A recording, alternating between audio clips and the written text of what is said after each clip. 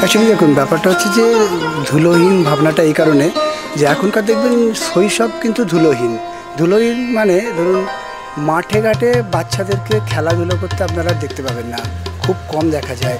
এখন কি হয়, মা একটু খেলতে যাব, মায়ের উত্তর থাকে যে না বাবু কাল স্কুল আছে পড়তে বসো। তো মাঠের সঙ্গে সম্পর্ক আস্তে আস্তে ছিন্ন হচ্ছে শৈশবের।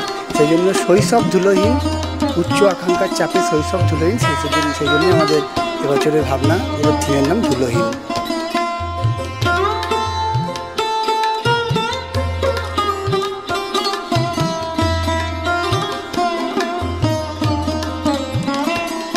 কাঁধের ব্যাগটা বড্ড ভারী, আমরা কি আর বইতে পারি?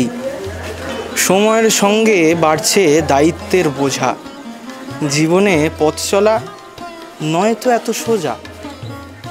শেফিল্ড টাইমস শারদ সংকল্প 2025-এর পুজো পরিক্রমায় এই মুহূর্তে আমরা রয়েছি টর্পেডো ওয়েলফেয়ার সোসাইটির মণ্ডপে। এই বছর তাদের ভাবনা ধুলোহীন। কিন্তু প্রশ্ন যেটা যে কেন হঠাৎ এই রকম ধুলোর সঙ্গে সম্পর্কিত একটি ভাবনা নিয়ে থিম করেছেন তারা।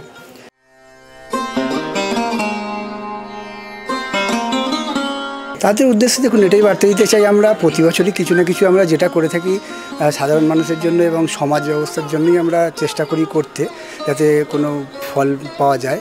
তো এবারে আমাদের বার্তা থাকবে যে বাচ্চাদেরকে মাঠে পড়াশোনা করবে, অবশ্যই আকাঙ্ক্ষা থাকবে, উচ্চ আকাঙ্ক্ষা থাকবে, তার সঙ্গে সঙ্গে মাঠে যেতে দিন, মাঠে খেলাধুলো করতে দিন। মাটির গন্ধ বাচ্চাদের গায়ে না লাগলে, ধুলো না লাগলে পরে যন্ত্র মানব তৈরি হবে, মানব তৈরি হবে না। এটাই আমাদের বার্তা থাকবে। আমার নাম দেবাশিস গাঙ্গুলি।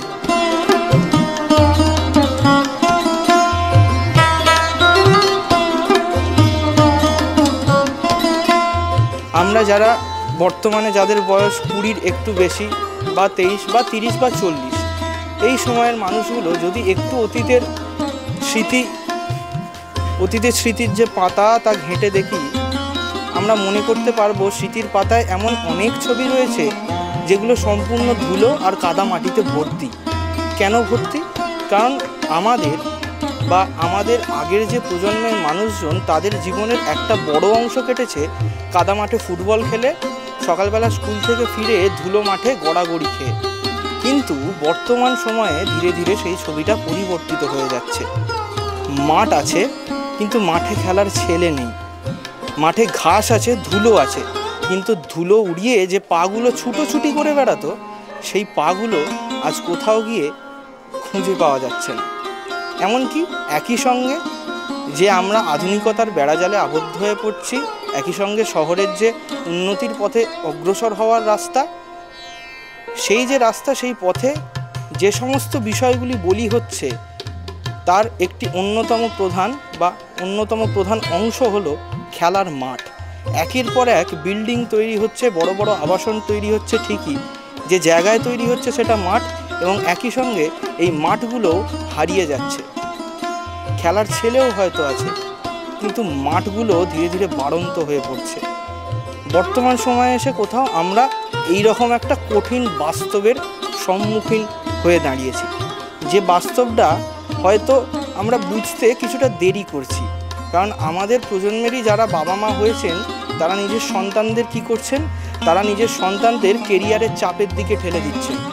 পড়াশোনার যে ব্যাগ, পড়ার যে ব্যাগ, তার যে ভার সময়ের সঙ্গে বেড়েই চলেছে, তা এক সময় গিয়ে যে পাহাড় হয়ে দাঁড়াবে, এবং সেই পাহাড়ের চাপে যে হাঁটা চলা করা তো দূর, উঠে দাঁড়ানো কঠিন হয়ে পড়বে। সেই কঠিন বাস্তবটা হয়তো আজকে গিয়ে আমরা কোথাও বুঝতে পারছি না। এবার টর্পেডো ওয়েলফেয়ার সোসাইটির মণ্ডপে রয়েছে সেই বার্তাই। মণ্ডপে এসে দেখুন কি পরিমাণে এই কাঁধের ব্যাগের বোঝাটা বাড়ছে, আর মাঠে খেলাধুলা করতে থাকা ছেলেদের সংখ্যাটা কমছে। সেই কঠিন বাস্তবের ভয়ঙ্কর ছবিটা, গায়ে কাঁটা দেওয়া ছবিটা একবার সাক্ষী হয়ে যান। ক্যামেরায় পাপাইয়ের সঙ্গে তথাগত, শেফিল্ড টাইমস।